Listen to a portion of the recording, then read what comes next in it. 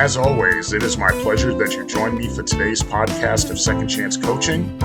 My name is Dr. Richard Lewis. If you'd be so kind as to leave me a rating and your feedback, I would very much appreciate it, and it will help others like you to optimally discover this podcast wherever you listen to this and your other favorite podcast. As you know, at Second Chance Coaching, we focus on seeing everyday life through the eyes of the returning citizen and highlighting the resiliency of the human spirit. I would love to work with you one-on-one, whether you're a returning citizen or coaching client seeking your second chance, or you're a representative of a business, college, or university seeking to integrate and support returning citizens in your respective organizational and learning environments. Please feel free to contact me via email at richard@secondchancecoaching.com or via Instagram at the Dr. Richard Lewis.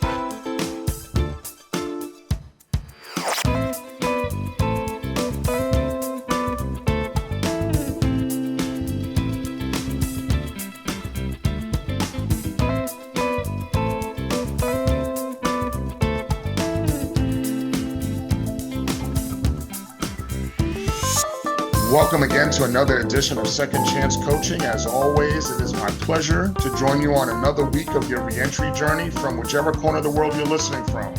We always remain humbled and excited that you've decided to spend a part of your week with us. And one of the things that we wanted to do here in season 6 of Second Chance Coaching is to include a lot of voices in reentry that are in the reentry movement, whether through experience and through advocacy. And certainly, while I enjoy talking to you every week, I think that's probably a dynamic where having the voice in a conversation with someone else that's also in the movement could also be beneficial for you and for me and for all of us. Today, I'm excited to be joined by a young man, Gregory Welch, who's joining us today on Second Chance Coaching. Greg, welcome to the podcast. How you doing, sir? I am doing well. I'm doing wonderful.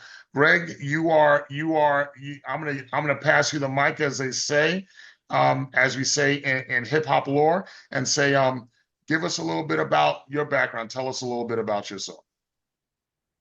Well, I'm Greg Welch.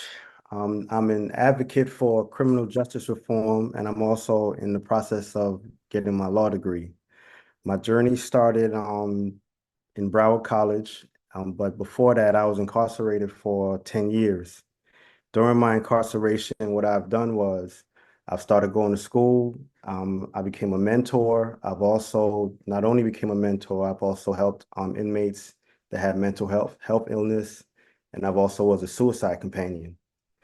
What I've done with those programs was it actually helped to rebuild me as a person, and it actually gave me a different outlook on coming home and what I needed to do for myself coming home.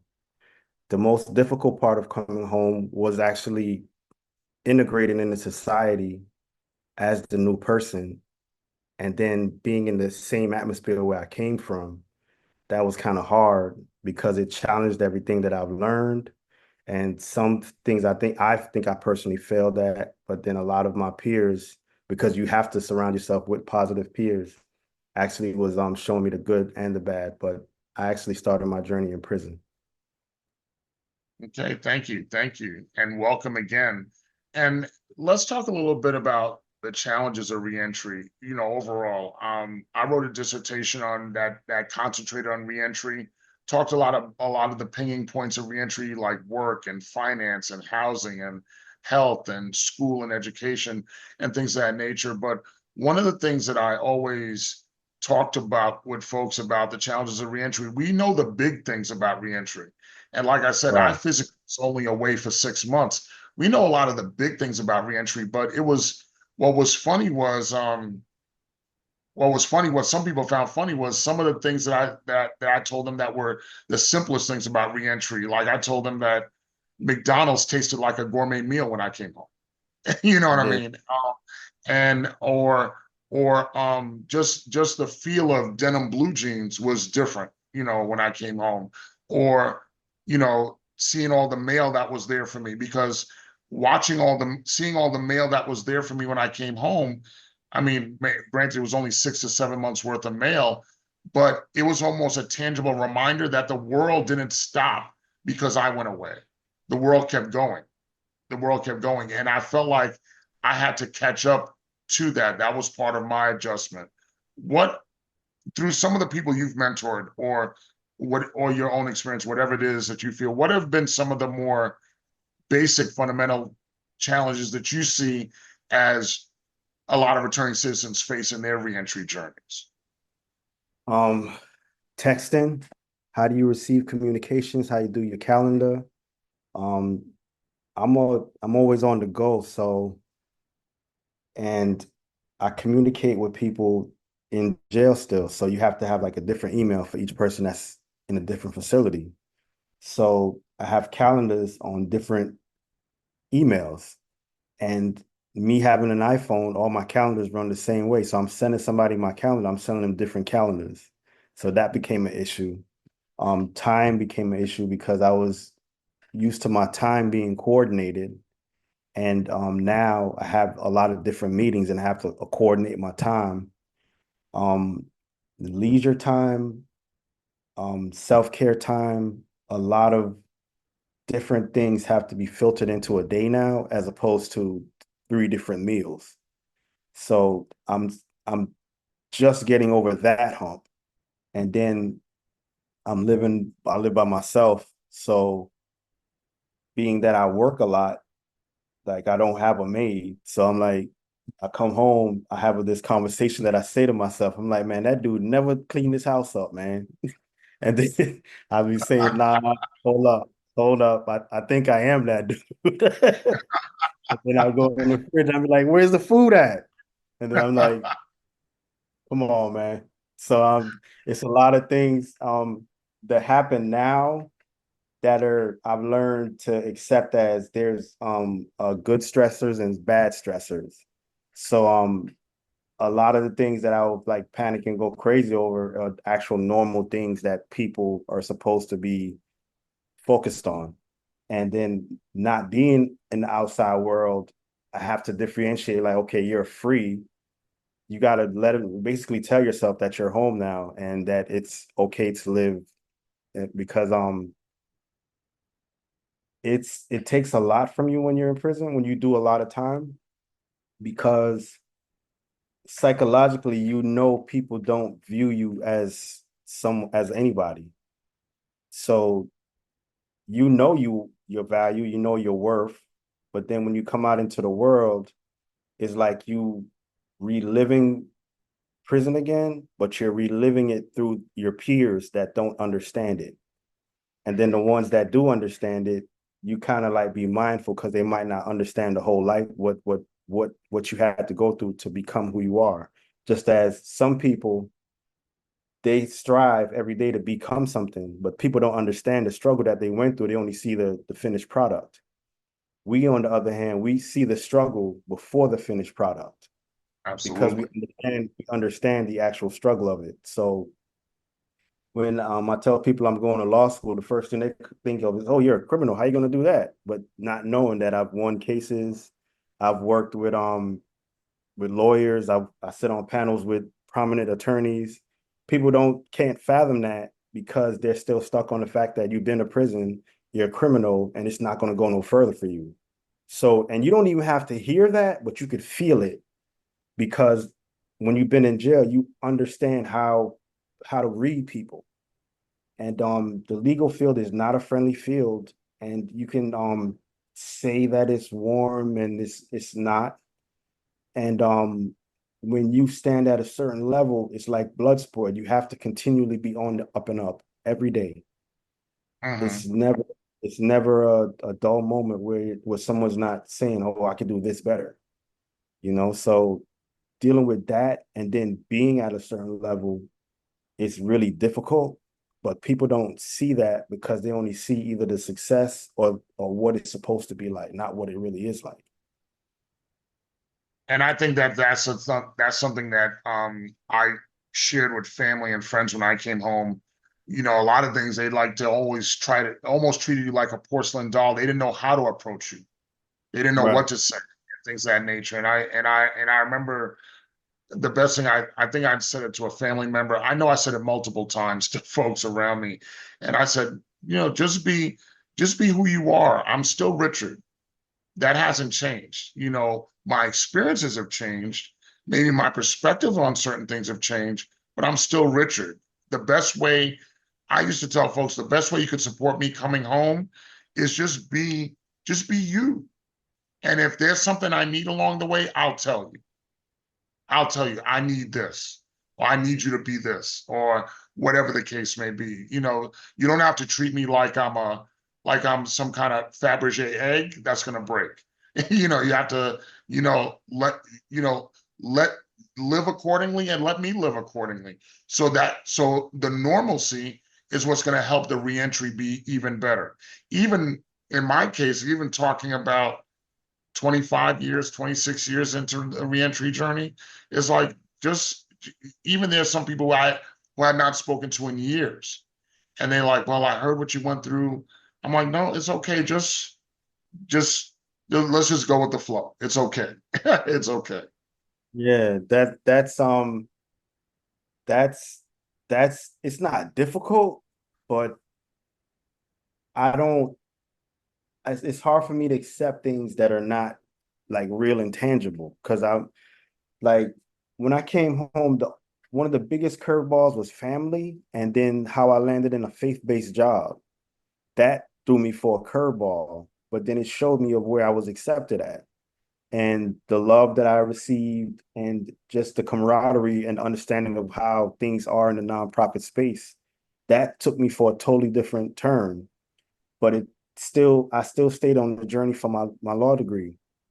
But another thing that I've learned about was the different classes of people that have not only been affected by criminal activity, but are still mourning criminal activity. And it gave me a different understanding of people. It gave me a different understanding of my situation. It gave me a different understanding of how I think, and then how I should be thinking going forward. So a lot of experiences can either be good or bad, but it's your perception. And then it's the new perception for me that gives me the understanding of what it is I'm going through. Because it's quick to, for one, being that I'm out, and then the way I had to get out the fight to get out of jail, I didn't get no relief from my Supreme Court case. I had to fight on a separate issue to get out, and I had to sue the jail to get out, Hmm. and then turn it to like another case. But the whole point I was making is that once you have that ability to fight for something that's tangible, and you have the ability to do it, coming out here, you're fighting to stay out here. You're fighting for a cause that only you are committed to. And you're the only one that knows the level of how far you go to be committed to it. And then the difficulty of it is that people think that it's a charity issue. I'm not a charity. I know what Amen. I see. It takes my education to get there.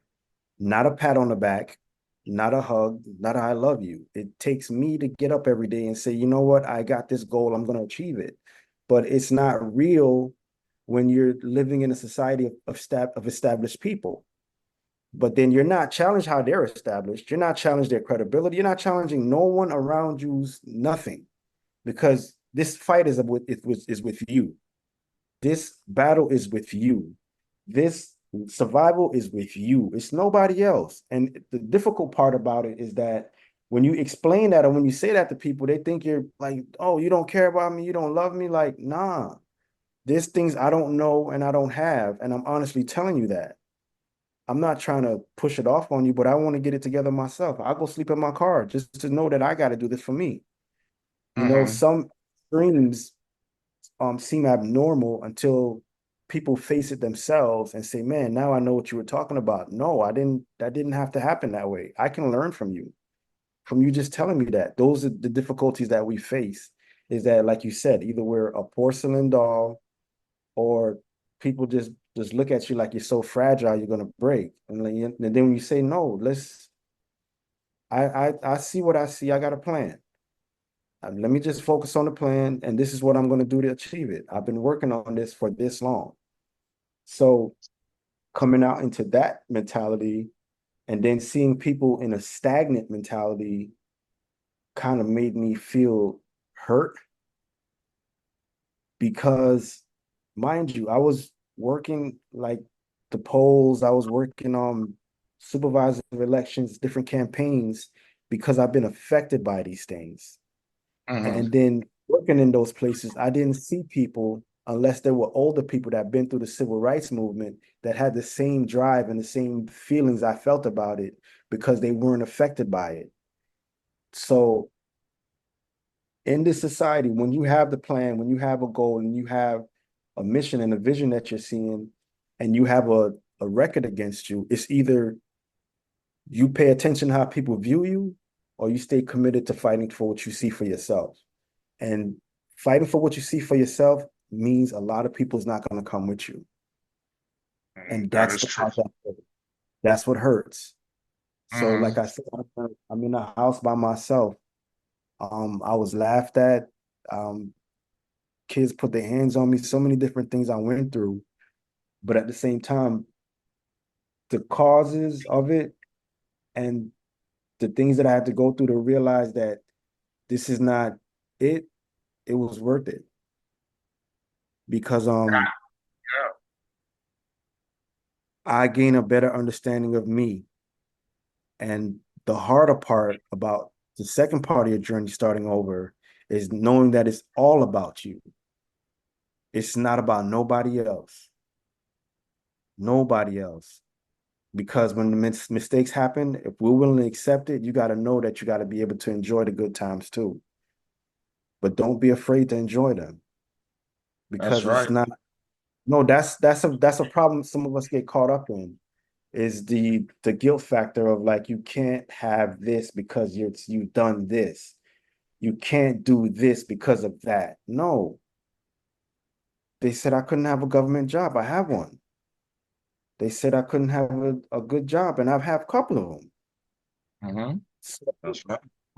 I'm not saying that because I want to have it. I'm saying it because my intellect makes me deserve it. That's right. But I'm That's going to right. let another person's view of themselves become the view of me. So, like therapy, I went to every kind of therapy, psychotherapy, psychiatrist, psychologist, and I didn't say it because I was crazy. I said, no, I'm a man that's been in prison. I've I've saved an officer's life. When I came out here, I saved some other people's lives. There's so many different things that I do that traumatized me as a man that I say, you know what, let me get me checked. So when I'm talking to someone and they coming in my face and they're yelling and they're arguing, oh, he's operating from a place of trauma. Because That's you know right. what? I was that person. Mm-hmm. I read a book on ego, and then what I've learned about ego was it's a fear of a perception that the person lives with that they're trying to uphold or fight against. So I don't have that. I've worked for 17 cents to survive. Now I'm living in love. Mm-hmm. I say that because I've been through enough things in my life to know what good is and what bad is. I've been through enough things in my life to say I want to stick to this because this is good. And I could bump my head and fall back, and if it gets too worse, I can get 3 jobs, two at Wendy's and one at McDonald's, and I'll be okay. If I could work in the kitchen in prison, why can't I work in a McDonald's or Wendy's? But I applaud what you just said. A little bit rewind on what you said about the healthcare part. When I first came home, I shared this on podcasts before. I was so focused on trying to catch up on what I missed out on and trying to make sure to take care of being a father to my kids and taking care of them that I didn't sit there and take the time to actually do the therapy because as I've said in different podcast episodes or past podcast episodes, whether you're in prison or jail for one day, 10 years, 6 months, 2 years, whatever, there's a level of trauma that one goes through just by being there, not Yeah. not taking into account the unique experiences that you're going to have. There's trauma that requires a level of, not because you're crazy, like you said it very eloquently, or not because you're mentally disturbed, is because there's a healing mechanism that's required that's required to take place Yes. after that experience Right. as part of the reentry journey. And that's something that I ignored. I readily admit that I ignored that when I came home. And I was just, and it wasn't until that when I went through the loss of my son and went to bereavement counseling, the layers in that bereavement also had to do with talking about the adjustment of coming home. Because I was so caught up in, I got to do this, I got to do this, I got to prove this, I got to do that, I got to do that, that I didn't take the Uh-huh. time to heal myself. That was a very good point you made. Nah. One of the things was a lot of people get caught up on how smart I am, but nobody gets caught up on that I had a mental issue. You know what I mean? That I was dyslexic. Nobody caught up that I had anxiety issues. Nobody knew I had ADHD, PTSD. Because in the black neighborhood, survival is the key. Yes. Survival is Yes. the key. So you could survive. Oh, nah, you ain't got that issue. I'm like, nah, like something ain't clicking. What you all right? Like, nah, just something just ain't clicking. And then I'm gonna say this, once you're brave enough to say, you know what, let me get this checked out. Then you start learning about family history. Then you start learning about culture. Then you start learning about not only family history and culture, you learn about where things come from. And then once you start learning about those things, you said, man, I really was just surviving. I wasn't even living because um one of my therapists was telling me because I told her I go to the beach every morning. And she was just telling me about being in a positive mind state and then what it does for you mentally and physically. So then I start going to other places. Like I go to places with mountains, I go to places where I could just sit down and just think and read. And then I learned that through therapy. Mm-hmm. So Yep. finding when you find that peace, when you find that center, when you find that one thing, just like I am with law, everything around you gravitates towards it. It pulls you towards it. So coming home, having a plan, being focused, it all starts with your mind state. If you Yep. don't have that right, you're not going to be able to do anything. You're not going to be able to do nothing. And to your point, I said this before, and I say this when I talk to dudes and and women who have come home. I always say how you do everything is how you do everything. Like It is. if I'm not like you two, I live by myself. If I'm not taking care of, at least at minimum, if I'm not making my bed in the morning, it's amazing how my whole day could be disorganized because I was busy trying to catch. So I'll make my bed in 5 minutes. And then 3 or 4 hours later, I still haven't touched my bed yet. And Yeah. it's a constant state of trying to catch up to myself. So one of the things that I do is one of the things that I do is trying to make sure, and I was saying, at the time we're recording this, the start of the fall term is starting up pretty soon at the time we're recording. And one of the things I was having with one of my colleagues was they're like, well, how are you approaching this semester? And I said, really? I want to be ahead of everything and I want to be ahead of everything and I want to be organized on everything. Because if I'm ahead, I'm winning. But if I'm running behind, then it's affecting everything else I do. Like we talked about the mental health. Like if I'm running behind, all of a sudden the laundry not getting done. All of a sudden I'm not cooking and I'm not making my lunch to take to work. I'm actually spending more money than I should to buy lunch, or things of that nature. And a lot of things when you look at it, you think like, oh, that's just little things. Okay, you buy lunch, that's a little thing. But then if you're running behind and I'm spending on an average $20 a day to buy lunch, in a week I spent $100.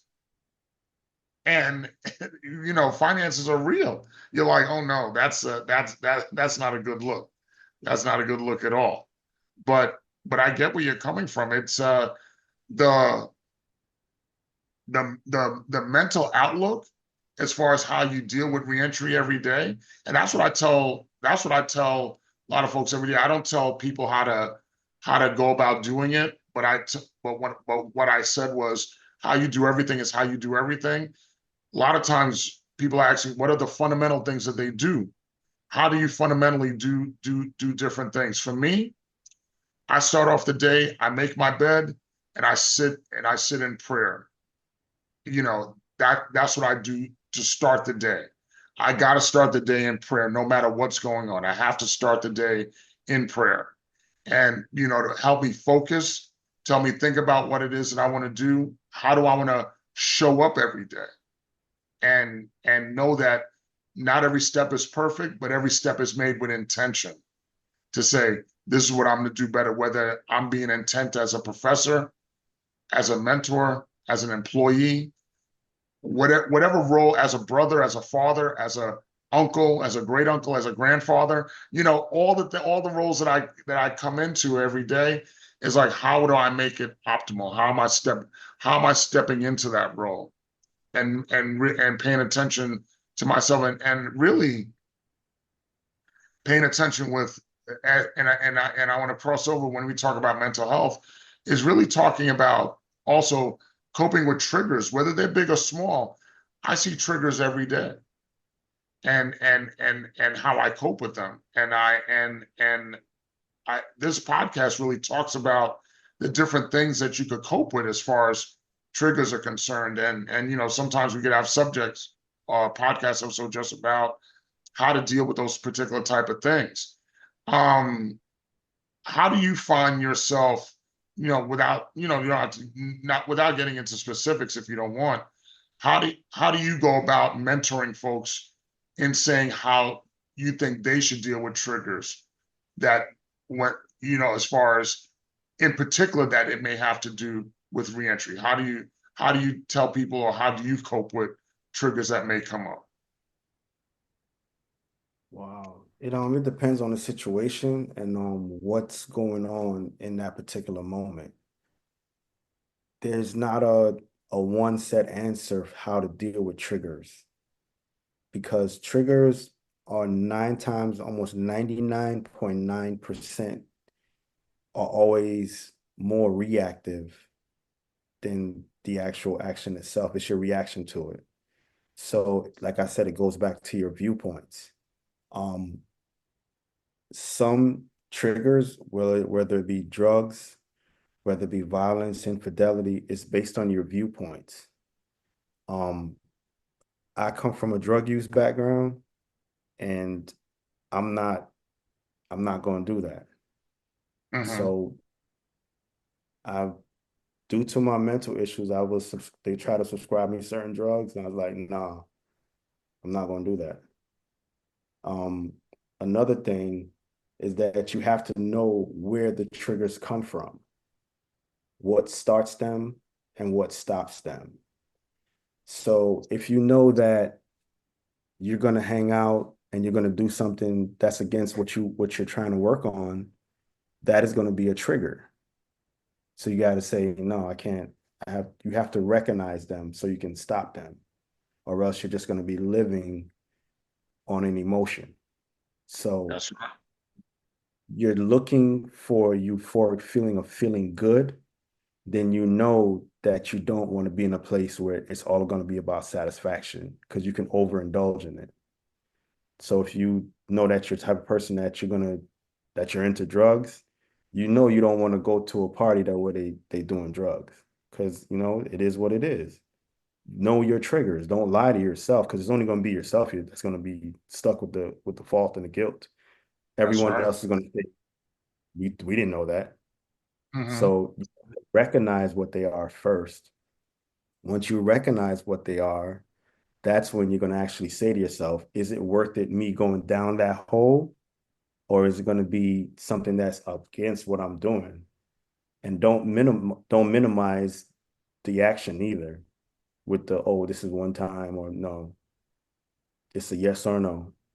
Everything is always yes or no. The gray areas is what creates big problems. So you have to know what the triggers are to stop them. The triggers, when they come towards me, the the things that are predictable, you kind of work, that's okay. The triggers that throw the curveballs are the ones that a situation that you don't know it'll be triggering, and it just kind of just happens. And Yeah. and there was and there's a I'll do a quick advertisement. There's a he doesn't do the podcast. Well, he's on hiatus from the podcast.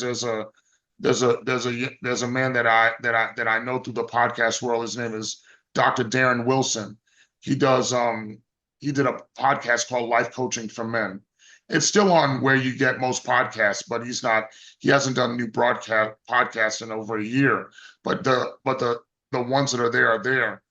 And one of the lessons that he talks about when it comes to triggers, he talked about at that at the moment that you feel triggered, try to identify exactly what that feeling is. Try to Exactly. exact, That's and it. he said Yeah. even if you physically identify like no, I feel my stomach hurts right now, like my head hurts right now, like I'm shaking right now, or I'm about to cry, like just to verbalize what it is. And when I borrow what he says, and I said, well, I tell folks, verbalize what it is. How are you exactly feeling right now? And then get into a situation where you have a centering type of activity. I like to pray. I like to think through it's like, how am I feeling? I like to kind of stop what I'm doing at that point and say, okay, let me make sure that I'm on top of my emotions. Because as we all know, you either could master your emotions or your emotions could master you. And Yeah. if your emotions are mastering you, emotions are undefeated. You're losing every single time. All the Every time. single time. So the thing is, then you say to yourself, okay, I'm going to master my emotions and how I'm feeling. And what I've come to realize on the other end of that, when you've identified and say, okay, this is the trigger, this is how I'm feeling, and here I want to, and how do I get through that? You I've come to realize that you learn more about yourself. You build your resiliency. You identify more, and in a lot of ways, what you've mastered that trigger is no longer a trigger, depending on what it is, and you're able to say, okay, I can move forward.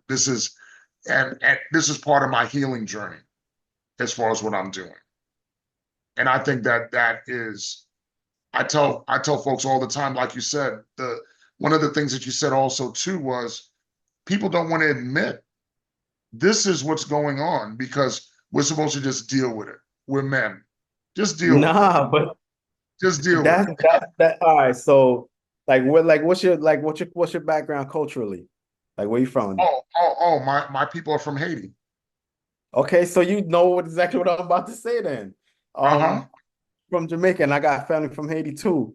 But one of the Yes. things that one of our biggest problems is that we quick to brush off our emotions or expressing ourselves emotionally. Not only are we Yes. quick to brush off our emotions, if you talk about certain things, either you're soft, you're gay, or something wrong with you. So our culture is whack. It's like it's totally off when it comes to us healing ourselves emotionally with other men. Like, check this out. I grew up in a like my father has a bunch of brothers, my mom has a bunch of brothers, and I've got all brothers. Yeah. So every and one sister. So everything is you go to your Everything, uncle, then your everything, uncle everything, tells you, everything is yeah, then you alpha. go to your, Everything is then alpha. you go to then you go to your next uncle, then your next uncle telling you this, and he's looking at you, screwing up his face. He's like, man, then go talk like he's like, man, I don't want to talk to him, man. He's like, nah, go talk to him. And he's like, okay. So growing up culturally, I'm like, okay, I got it. Because I felt that I've seen enough of it to understand it. But then other people that didn't grow up in that atmosphere look at you like, man, that dude is kind of rough. He this, he that, he this, he that. But they're not knowing, like, yo, you got a grandfather that had a bunch of brothers, and you had another grandfather that got a bunch of brothers, and you got all men around you, and then the women around you is like, I'm not dealing with that dude. You're like, what? You know what? It's funny because earlier this season, in an earlier episode this season, I talked about how, when my dad died, I was 13 when my dad died. And Mhm. I had uncles who would say to me, okay, Richard, you're the man of the house now. I logically knew what that meant, but I needed, The not knowing that tools. back then, I needed, well, tell me the tools.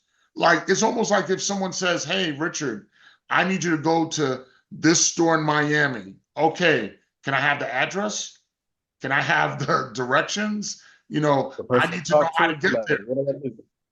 Yeah, Yeah, so when they tell me you got to be the man of the house, okay, well, what does that mean? Because I know I'm my mother's son. I'm not my mother's husband. But what does it mean to be the man of the house? So that kind of mentorship you look for, and then you end up experiencing things as you're growing up. I mean, at 13, that's a coming of age time where you really need your father more than anything. And you're like, okay, now I'm walking around and I'm learning about life through people who are learning life at my age, the same mistakes they make and I'm making. exactly. It's a lot of that happened in the Caribbean household. And that's right there's another stomping ground for trauma. But then, like I said, when you're dealing with it and you've actually came from it and you worked on it, the hardest part is helping people that don't want to work on it, because you can identify and see what they're suffering from. You can identify and know that they're suffering from something. But then, like I said, being on the journey for where you're correcting yourself and working on you, you not only see the flaws of others from what you've been through, but you kind of put up a guard to stay away from it because you know what it costs you by not wanting to work on it. So That's for right. so many years, my dad would always tell me, man, you look good in the suit. And I'd be like, nah, I never want to wear no suit. Like, he's like, no, for real, you would look really good in a suit. So me being rebellious, like, whatever, you know? And then I end up wearing one when I had to go to court um for my job. I end up had to wear one when I went to a meeting. It went to the point to where if I didn't go into certain meetings with one, people just look at me with the screw face, like, really, nigga? Literally, like, like, no, I'm for like, real. Like, like you, look at you like, up and down, like, like, oh, that's like, we back on. That's we like, back you, on. like you, like you know what we're supposed to be doing here. Like the Yeah, setting. they give you that look, like. Like you should know better. Like you know better. So there was a joke. There was a joke where they used to talk about it when I was like, you know what? Let me keep this right. So that's another thing that I learned about appearance. That's one thing I learned, not only about appearance, but it's professionalism. And that it's within itself, is difficult for me because I came from an area of law to where you actually were fighting a good fight for people that wanted to fight or people that deserved a good fight with the court system. Coming out in society, I learned that it's a business, it's a ruthless business, and who has it together better can win. Um, Once I'm situated, one of my goals is to work on a system that helps disenfranchise people more in the legal way, because the areas that we need attorneys, we don't have them. We don't need more criminal attorneys. We need more housing attorneys. We need more immigration attorneys. We need people that family can family advocate. court family court attorneys. Yes. Yeah, because Yes. um those areas of law is not really that difficult, but it's treated like it's difficult. And those are moments in people's lives where they need actual people to talk to and help them. And I feel that that's one area that I want to work on, but another area that I want to work on is campaigning and elections, because, and I hope I'm not going off subject, No, that's okay. We're good. is because that there's a lot of things that we as returning citizens don't put ourselves into because of that fear of we're not going to be liked or accepted.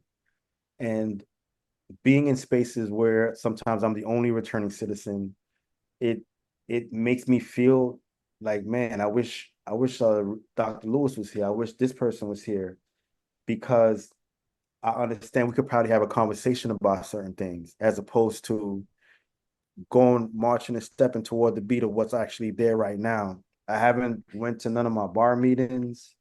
I haven't went to none of my legal meetings because of the different steps that I'm going through. But every time I go, like now I have all of September, I got to book. Now when I go, it's not the elephant in the room. It's the like, how did you know him? And Mhm. that's like, and I'm saying to myself, like, hold up. I always think about where I came from. I worked for 17 cents before. This suit doesn't mean anything. You know what I mean? I really wish there was more people here that can understand where I'm coming from. But I think me showing up is what makes it more better for the people that need to come up and be there. And you're the light. You illuminate. You're the light for people that walk in the room. Because unfortunately, in 2024, you could still find your place. You could still find yourself in spaces where you could be the only man in the room, the only Yeah, black man in the room. that's what I Um, got. yeah, and so now when those spaces culturally or gender wise, you're the only one in the room. Now you add on, oh, you're the only returning citizen in the room too. So now Yeah. people will look at you and say everything regarding, well, I want to know how Black Caribbean men think about this. Greg, Richard, like you representing everybody. Or how does a returning citizen feel? Greg, Richard, how do you feel about this? And what I tell everybody is, although we have similar experiences, not every Black Caribbean men are not monolithic. We have different experiences. And we're Returning not linear. citizens, yeah, returning citizens are not monolithic. We have different experiences. And so to me, what I could tell you is not always going to be, I'm not always going to represent like my experience doesn't represent your experiences and vice Not at versa. all. Not at And and all. and even my colleagues at the college who could be well-meaning and they're interested in knowing where I come from and what I'm doing and what I do, I could tell by some of the questions that they ask, it's almost that they're asking for a universal representation. And I always have to give a And it's disclaimer. not. It's not. It's not. I said, this Or is my generalization. experience. Yeah, they try to cover the generalization. I think one of the far worst things was it was a guy that's been in jail for a day or 2 days, and he had like this big thing about how the system was this and the system was that, and he based it off his experience, and he got all these followers and all these people. So when I finally spoke to him, I said, "How long you been in jail, homie?" He's like, "Yeah, I've been in there for 48 hours. They held me against my will." And I said, "What did they do to you?" "I didn't have a bail and this and that." So how much was your bail? It's like $100. I said, "What did you do?" No, no. What did you do? Conversation stopped, called me an asshole, and said I don't know other people's struggles. I said, nah. If you're gonna represent me and say that you've been through something and you represent me, I think you should tell the truth about the people that's left behind there.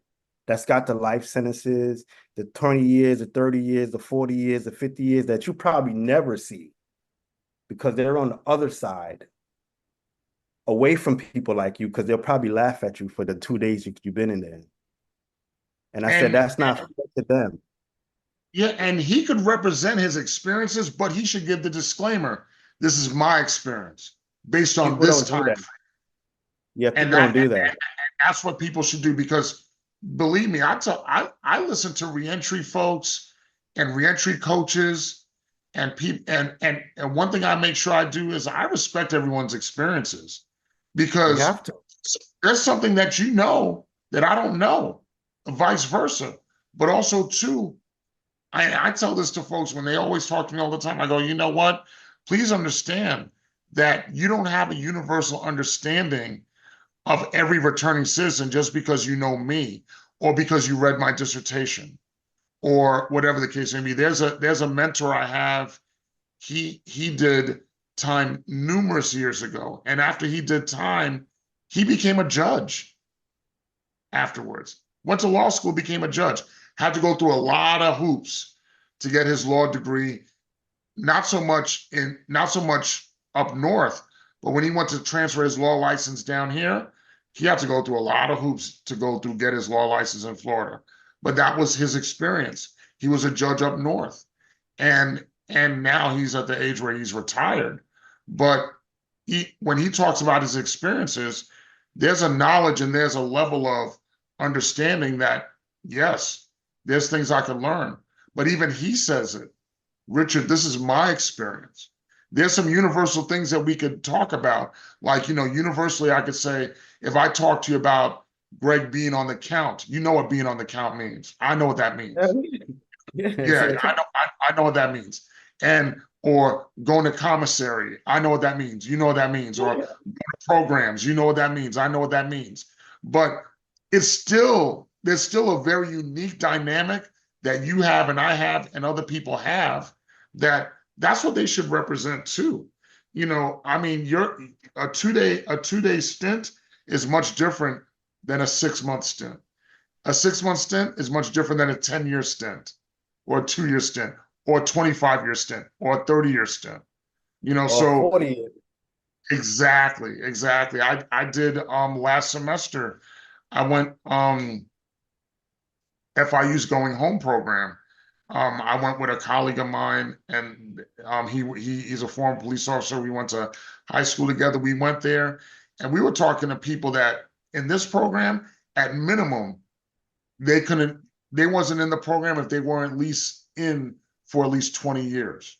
So there was no way that I was going to come in and tell them their experience based on my experience, because it's very, very different. Very, very different. I couldn't even And talk to him. They'll be mad at me. oh, but the thing that I realized is when I was there, I made sure that I let them know, just like when we first met, I hope I said that to you and I hope I conveyed it to you, is that no, I see you, I respect your experience, and I know your experience is unique to you. And whatever it is that we talk about, I want to hear about it. I will never pontificate, and I think I've done that in the time I've been on this podcast and on my reentry journey. I'll never pontificate and say, "Oh, just because I've gone through this, I know what you're going through. You don't have to tell me anything." I'll never Hell say no, that to you. never. Never, And never. I hope I never said that to you neither. I No, hope I no, don't. no, absolutely not. Never. You never did that. No, because it's a shared there's some shared likenesses, but then there's some experiences like, okay, because even the way it affects you and it affects me is different.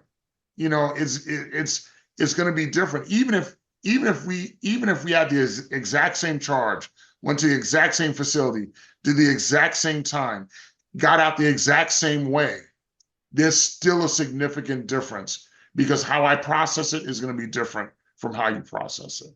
Hey, to elaborate on what you just said, I've had people that I went in the exact same time and caught on the exact same charge, and they didn't come out the exact same way I came out.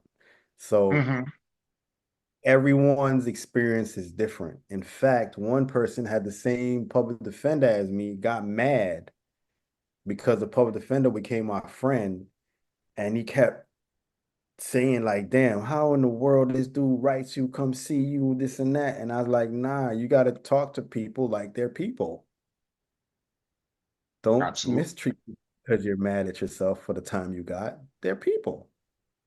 Dude would Absolutely. literally, a lawyer will come to me like every Thursday and be like, nah, I don't want to. And I was like, what's up with that? He's like, you got to know how to treat people. Don't let the time turn you into a bitter person. Don't never It's a do that. it's all about relationships. It's all about relationships. And Yeah, and and in that respect, it was one of the funny things were, and to the extent that you what you've seen or what you've gone through, the the one of the unique things was when I came home was family reunification. When I came home, my niece was my niece was maybe not even a year yet. Maybe she was 6, 7 months old. Um, or maybe 8 months old or something like that. My mother, being a mother, like making sure you're okay, is everything okay? And then my sister, my kids were still really young. My daughter was 6, my son was 5, but they were my kids were very aware of what was going on, very aware of what was going on. And so much so that my daughter works in criminal justice reentry today. And but she was very well aware of what was going on. But I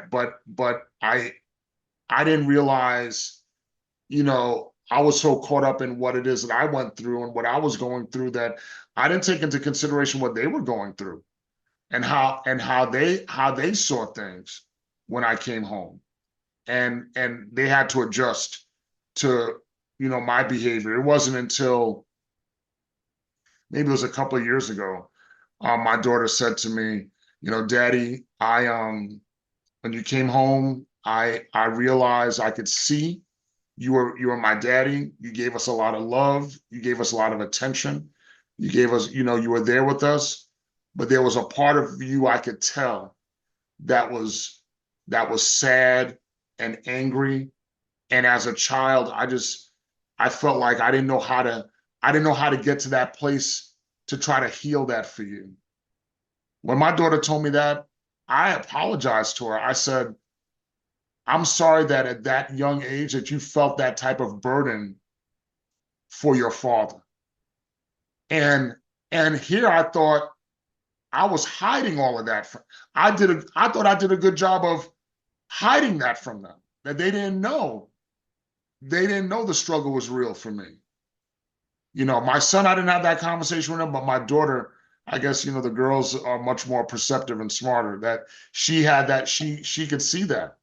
But she's like, no, no, Daddy, you don't have to apologize because you gave us everything. You gave us everything we needed, which I'm glad, I didn't take anything from her perspective. I didn't take anything away from them. But the fact that she could see that, and I didn't think she'd be able to see something like that, was very, it was eye-opening for me, to say the least. Wow.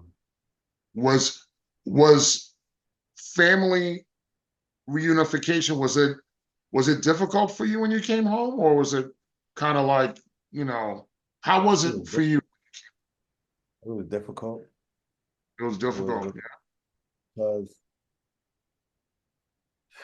it's like everything was covered up. And then when I came home, I seen everything for what it was. It was hard. Yeah. It was real hard. And then it's like I'm still piecing together some things. And then I had to learn to just let go. And once I let go, that's when I started I didn't start making more money, but I started seeing the value of my money. And Hmm. my circle changed, friends changed. Um, one of my friends told me to just think about the people that are in my life now and the family that I have now. And that was really hard because I had a really hard time trying to please people because Hmm. of titles I felt they were supposed to have in my life. And certain things just was revealed to me and it was devastating. But I had to just accept it for what it was. Hmm. I got you. I got you. So Did now a no, lot of people that I feel were either dead or man, I've had since coming home, I had about 5 deaths back to back that hmm. I don't talk about people that die. I don't talk about family. I don't talk about none of like my relationships. I don't do any of that publicly. Hmm. So keep all those things like private and personal. So people don't really know like who I go with, who I talk, like none of that. So relationship wise, I met a lot of important women like in the midst of doing their thing and still doing their thing. So that really uplifted me a lot. I have a wonderful woman now that's been in my corner for a while, like for years. And to have that, and then I have her family, to have the family that I not live with, but I rent apartment. And they took me in his family. So I had to start over, and it was difficult to do that because I felt that I deserved what I already had. And I should have been able to grow and build with that. And like I said, I have a multitude of really good people that I'm surrounded by. And the pointers that they gave me was you basically have to save your mental health, not fight people or argue with people who wants to stay where they're at and then bring you back to where you came from just to communicate effectively. That's not healthy. Yeah. And a lot of us, a lot of brothers coming out of jail, we fight for the love from our family. We fight for the love from our siblings. We fight for the love from the people that we hurt, and we try to cover that up. And some can go so far as lie to themselves for years till they catch a heart attack, trying to please people that don't appreciate you or don't love you. Um, One of my kids told me it's better if I go to jail. Mm. Yeah. Oh. Um, like I said, I work with law enforcement. A couple things came up, and I basically drew the scratch line and said, pick a side. When you're working in law, one of the hardest things is to make tough decisions that you know that sometimes you is not warranted to make a decision on. And when you're on that path, the code don't exist no more. All that live by the code, I've seen so-called tough men that you would never think work with the government. I've sat in depositions with people that you would think would be these honorable, commendable people. And I had to learn that you have to choose the lesser evil. Who are you with? Are you with the values that you have now? Or are you trying to prove that you want to be accepted? Mm-hmm. Mm-hmm. So your question, nah, I don't have that. That's why I live by myself. Yeah. Um, when you can tell me that I came out of prison to hurt you, when I'm not living like that, and you're telling people that, I don't think we need to be around each other, anybody. Because Mm-hmm. coming home, it was a fight. Staying home is a bigger fight. And then to come home with the intentions of fighting just to survive, you're a fool. And I'm far from that. And I don't need to be around nobody that considers that. And No that matter that goes. on Yeah. anybody's class, any church, wherever. If Mm-hmm. you come out and you sit as a man or a woman and you take abuse and you take hurt, you take pain on the sake of just surviving with someone, I don't want to be around that. I've seen and I've heard, oh, I did 3 years because I couldn't take the paper with my, nah, bro. I slept in my car, brother, and worked in Wendy's. And I told the lawyer that, nah, I'm not even gonna work with you because I don't even think you're going, nah, I don't even want to work around anybody that's trying to take advantage of me, hurt me, or put me in a place to where you're devaluing me. I know my value. And that's a problem we all struggle with coming home is who are we? And it's a fight because when you find and you expect the love from where you think it's supposed to be at, sometimes not that might not be the love you need. And I think that goes to what we talked about as far as different experiences. In my podcast, I always talk about the heroes of my stories. The heroes of my story is my mother, my sister, my niece, and my kids. Because that, for certain with them, and then of course there's a couple of close family and friends, sprinkling of them, that without them, the foundation of my successful reentry is not built. So it was like I didn't even have to look or seek it. It was ready for me to take when I got home, and that's why when I talk about my experiences, one of the first things I say is how blessed I am, how blessed I was, and how blessed I am still. And I think, and I think that while I respect my experiences, I respect others' experiences who may not have had that, coming home, because that's not universal. That's not universal, you know.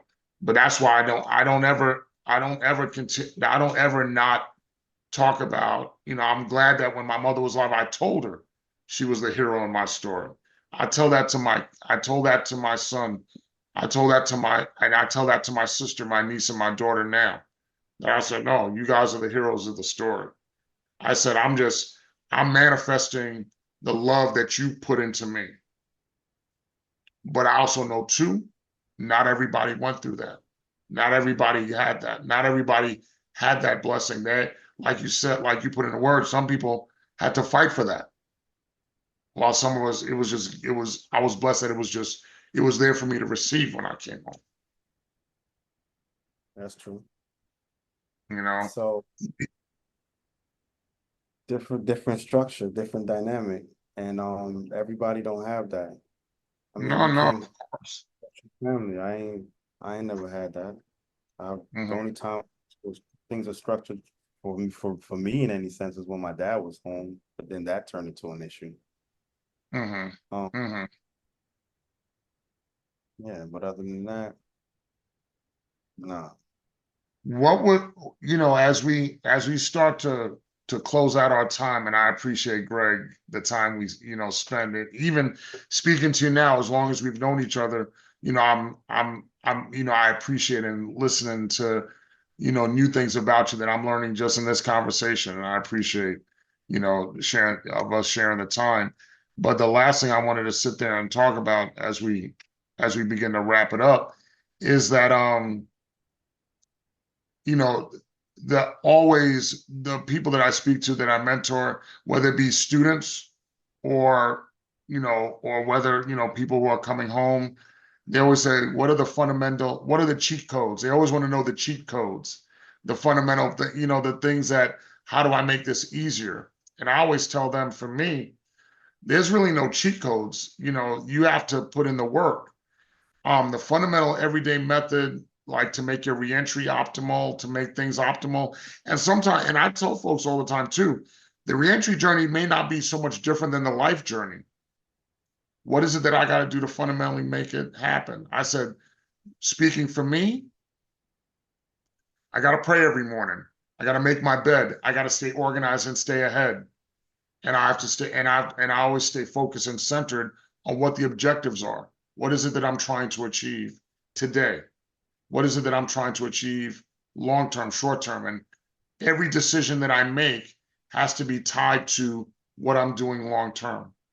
And knowing that doing the best I can in the life that I want, every decision I make has to be tied to wanting better and wanting more, wanting the optimal thing for myself and for my family.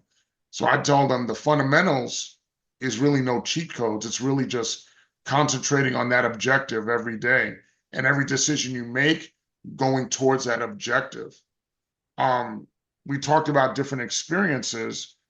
Do you do you what do you tell your mentees as far as the fundamental things they have to do?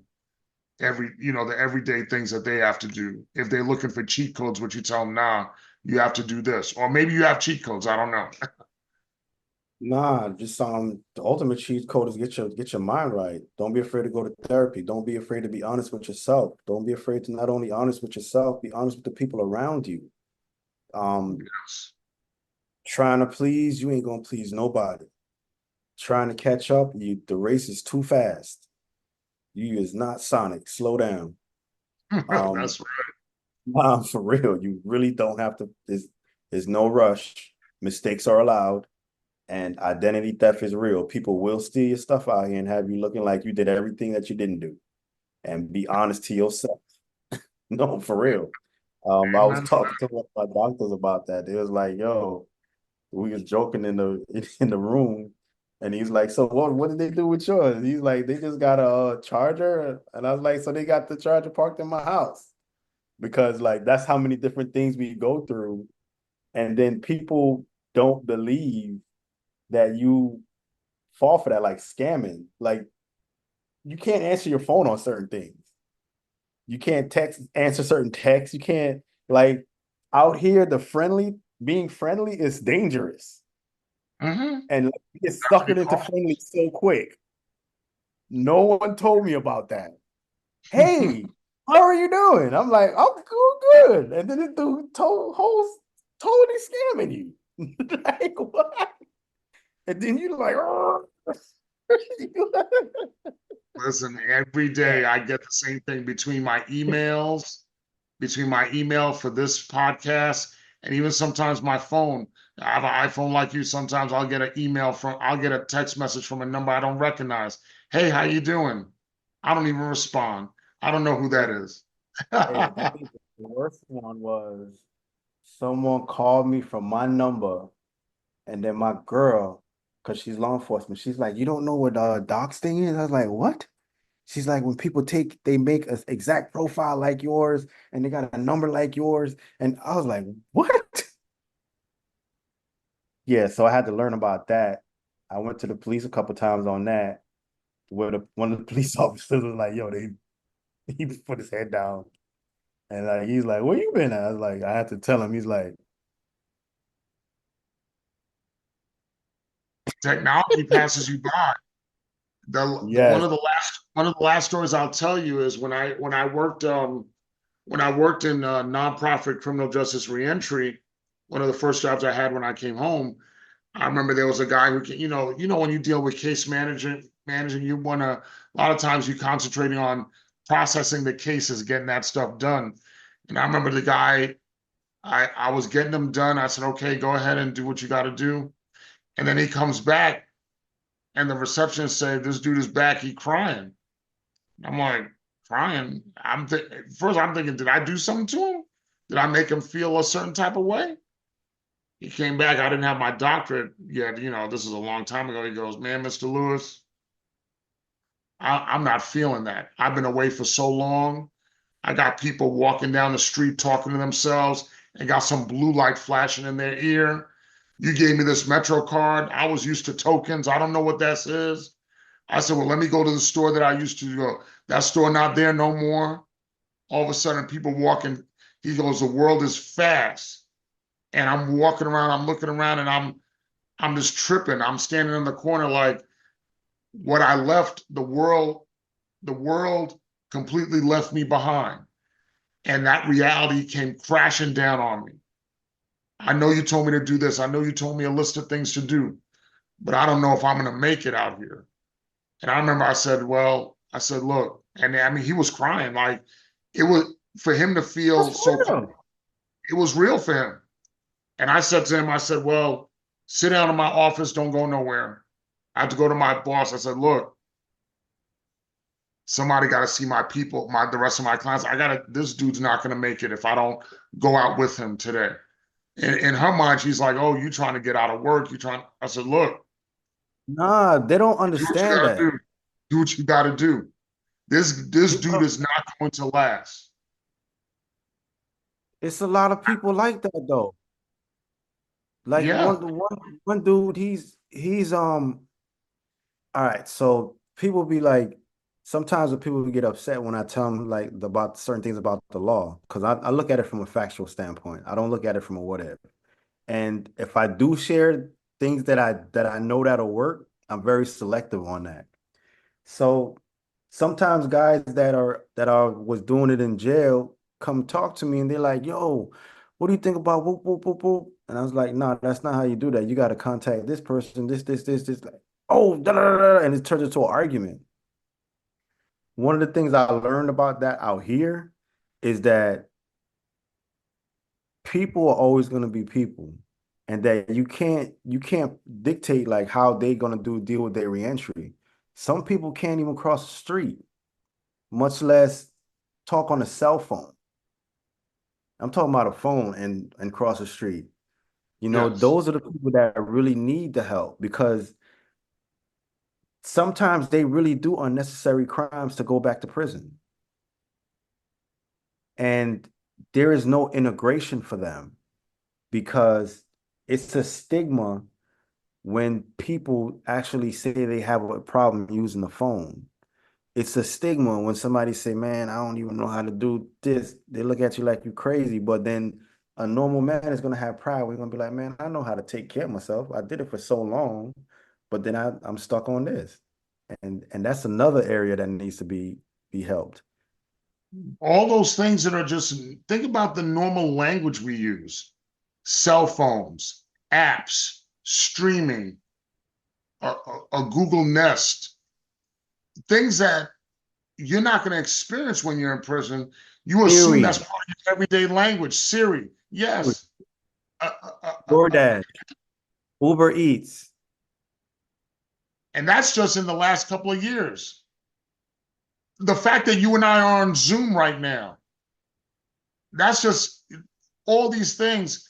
And I'm talking to you about this dude. This is almost something that happened over 20 years ago. So the world was a lot different 20 years ago. No social media. That's what you're dealing with now. And so a lot of those things come into play.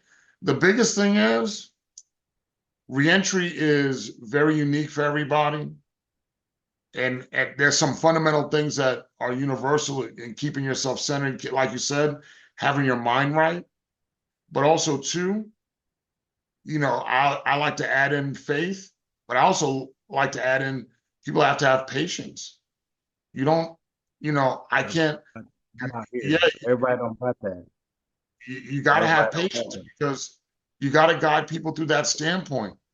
Some things, Yeah. yes, you got to guide people through that, yes, and journey on Nah, that with them.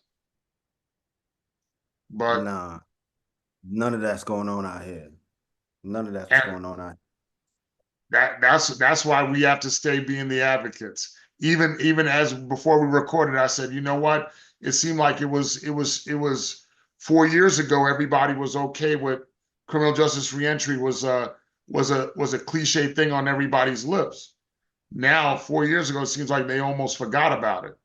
And so that's why those of us who are in it and stay in it got to then still stay at the forefront of it and say that this is still a real here. Hey, conversation because people are coming home every year. It's happening all the time. you want to record a part of history right quick? What's going on? Hey, so mind you, I'm a returning citizen and I got all these strikes against me.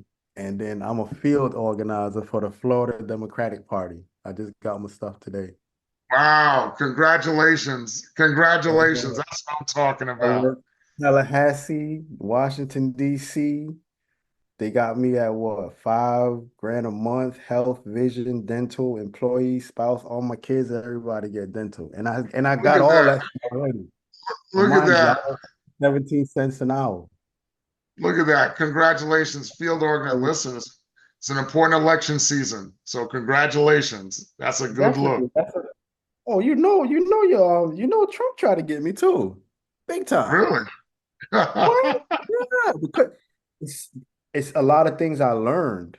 And a lot of things I learned in the different things that I'm into. Like I'm good. I took a hiatus from doing law. Yeah, Mm-hmm. because I want to get into this politics. I really like it. And we don't do that. We don't do that. We don't challenge the status quo that hard. We're We're, not we're, charity cases, brother. We are not. We right. are You're not. right. We're, We are we're, not. we're living, breathing this experience called life, just like everybody else is. We're living, Yeah. breathing it. And Greg, let me tell you, I know this podcast is heard in so many places around the United States. What surprises me is that this podcast is heard in different places around the world that I don't know why they'd be interested in listening to this podcast, but they listen to it and they like it and they give reviews on it. So I know that people who hear you and hear this conversation, they're going to be touched by it. It's going to make a difference for them. And I really appreciate you spending the time with me and with us today. I really thank you, brother. I really do appreciate it. And Yeah. congratulations again on that position too. Man, I want to tell you thank you. Thank you because you're an inspiration to me to show that you can actually get through it. Thank you for the simple fact of having me on your show tonight. And thank you for believing in me because one of the things that we all struggle with as returning citizens is people believing in us and finding people that went through it and still believe in us while we're going through it. I'm far from perfect. It's just that my work ethics is speaks for itself. And I love doing what I do, but one thing I'm not gonna do, I'm not gonna let the love of what I do destroy me. I'm gonna always move at a capacity of love. If I can't do it in that way, I'm not gonna do it at all. So That's you are inspiration to me.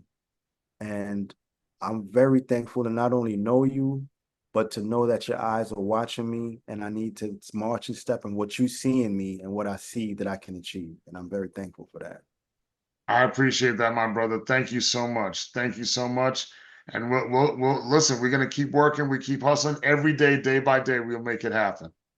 Yes, sir. Thank you. All right.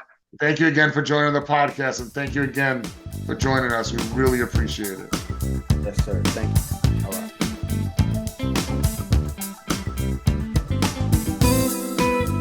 Thank you again for joining us here at Second Chance Coaching.